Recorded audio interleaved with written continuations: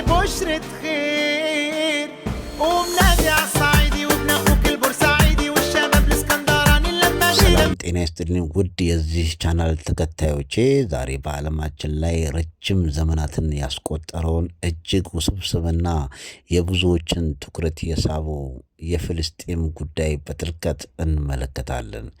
ይህ ዝግጅት ከፖለቲካዊ ወገንተኝነት በጸዳ መልኩ ታሪካዊ እውነታዎችንና ሰዋዊ ገጽታዎችን መነሻ በማድረግ የቀረበ ነው።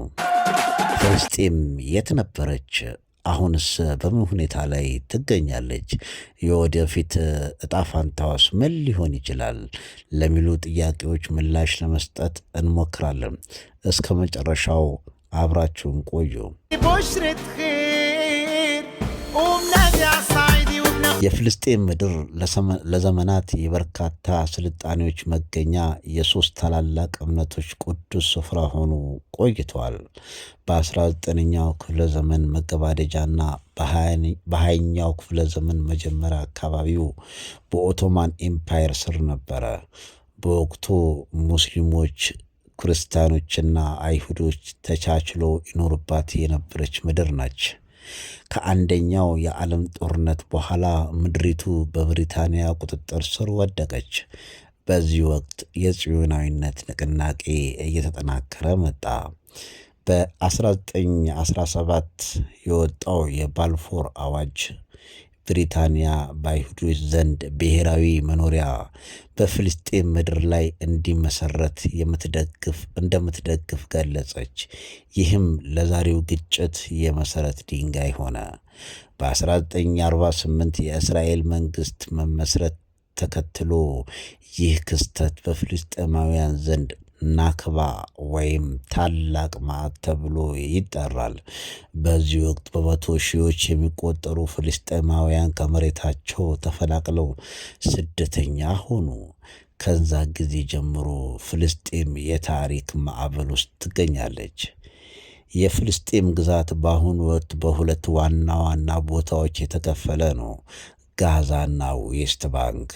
የምዕራብ ዳርቻ ጋዛ በሜዲትራሊያን ባህር ዳርቻ የሚገኝ ሲሆን በዓለም ላይ በጠባብ ቦታ ውስጥ እጅግ ከፍተኛ ህዝብ የሚኖርባት ስፍራ ናት።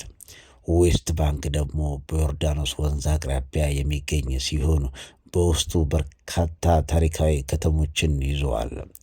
ኢየሩሳሌም የዚህ ግጭት ዋነኛ ማዕከል ናት።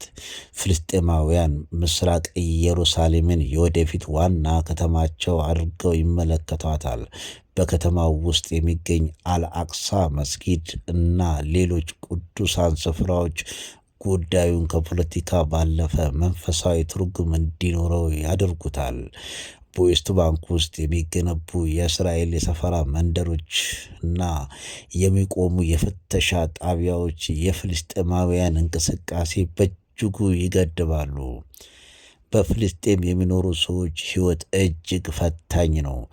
በተለይ በጋዛ ሰርጥ የሚኖሩ ከ2 ሚሊዮን በላይ ህዝቦች ለዓመታት በከበባ ውስጥ ይገኛሉ። የኤሌክትሪክ፣ የንጹህ ውሃና የሕክምና አገልግሎቶች እጥረት የዕለት ተዕለት ችግር ነው። ስራ አጥነት በከፍተኛ ደረጃ በተለይም በወጣቶች ዘንድ ላይ እጅግ ከፍተኛ ተጽዕኖ ፈጥሯል። የፍልስጤም ህፃናትና በጦርነትና በፍርሃት ጥላ ስር ነው የሚያድጉት። ትምህርት ቤቶች በተደጋጋሚ በሚፈጠሩ ግጭቶች ምክንያት ይዘጋሉ። ሆኖም ፍልስጤማውያን ለትምህርት ያላቸው ፍቅርና ጥንካሬ የሚደንቅ ነው። በከባድ ሁኔታ ውስጥም ሆነው ታሪካቸውንና ባህላቸውን ጠብቀው ለማቆየት ይታገላሉ። ይህ የጽናት ሰሙድ መንፈስ የፍልስጤማውያን መለያ ነው። የፍልስጤም ጉዳይ ዓለም አቀፍ ማህበረሰብ ዋነኛ አጀንዳ ሆኖ ቆይተዋል። የተባበሩት መንግስታት ድርጅት በርካታ ውሳኔዎችን አሳልፏል። ዓለም አቀፍ የሰብአዊ መብት ተሟጋቾች በፍልስጤም የሚፈጸሙ የመብት ጥሰቶችን በተደጋጋሚ ሲያወግዙ ይስተዋላሉ።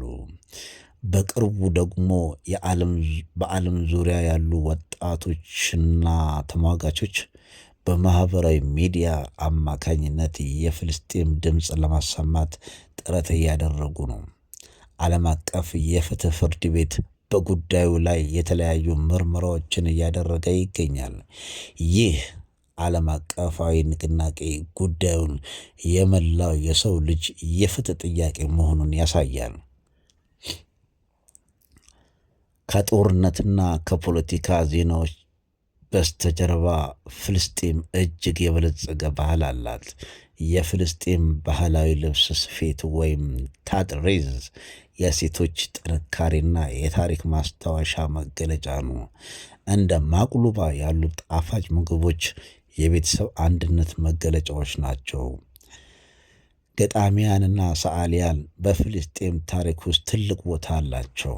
እንደ ማህሙድ ዳርዊሽ ያሉ ገጣሚያን በቃላቶቻቸው ስለ ነጻነት፣ ስለ ሀገር ፍቅር የጻፏቸው ግጥሞች እስከ ዛሬ ድረስ ይነበባሉ።